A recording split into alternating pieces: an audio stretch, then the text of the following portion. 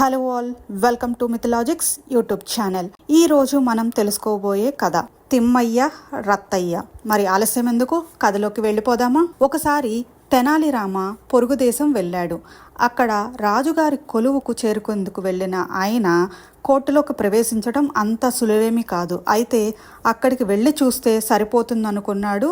వెళ్ళి కోట వద్ద చేరాడు. కోట వాకిలి దగ్గర రత్తయ్య కాపలా ఉన్నాడు. తెనాలి రామ లోపలికి వెళ్లేందుకు ప్రయత్నించగానే కొత్త వాళ్ళని లోపలికి పంపించేది లేదని ఖరాఖండిగా చెప్పాడు రత్తయ్య. తెనాలి రామ రత్తయ్యను బతిమలాడితే అతడు లంచం అడిగాడు. దాంతో రత్తయ్యను చాటుకు పిలిచిన తెనాలి రామ, ఇప్పుడు నా వద్ద డబ్బు లేదు, కానీ నువ్వు గనక లోపలికి పంపించావంటే నాకు దొరికే కానుకల్లో నీకు సగం ఇచ్చేస్తానని చెప్పాడు.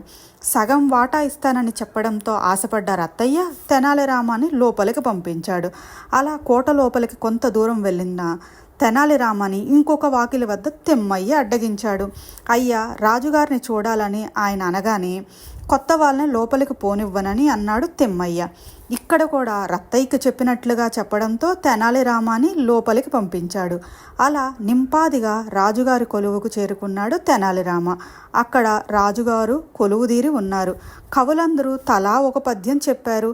తెనాలి రామ కూడా ఒక పద్యం చెప్పాడు. అది చాలా తమాషగా ఉండే పద్యం కావడంతో రాజుగారు బాగా మెచ్చుకున్నారు. ఏం కావాలో కోరుకోమని అన్నారు. దీంతో మహారాజా, నాకు 100 కొరడా దెబ్బలు ఇప్పించండి చాలు అన్నాడు తెనాలి రామ. ఎవరైనా డబ్బు కోరుకుంటారు, బంగారం కోరుకుంటారు, భూములు కోరుకుంటారు, దెబ్బలు ఎవరైనా కోరుకుంటారా అంటూ తెనాలి రామాని ఎగాదిగా చూశాడు మహారాజు. తప్పదు మహారాజా, నాకు దెబ్బలే కావాలి, దయచేసి ఇప్పించండి అన్నాడు ఆయన. పిచ్చివాడులా ఉన్నాడని అనుకున్న మహారాజు సరే కొట్టండి అని భటులను ఆజ్ఞాపించారు. భటులు కొరడాలతో సిద్ధమయ్యాక, మహారాజా మన్నించండి, ఈ కానుకలు సగం మొదటి వాకిలి రత్తయ్యకు పోవాలి, మరో సగం రెండో వాకిలి తిమ్మయ్యకు పోవాలని చెప్పాడు తెనాలి రామ. ఆ ఒప్పందంతోనే వాళ్ళిద్దరూ తనను కోట లోపలికి పంపించారని, పాపం వాళ్ళని మోసం చేయడం తనకి ఇష్టం లేదని అన్నాడు. దాంతో మహారాజుకి అసలు కథ అర్థమయ్యింది. ఆ తర్వాత రత్తయ్యకి తిమ్మయ్యకి కొరడా దెబ్బలు తప్పలేదు.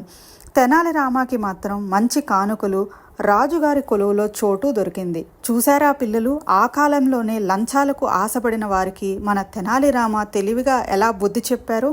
Hope you like this story. Thank you.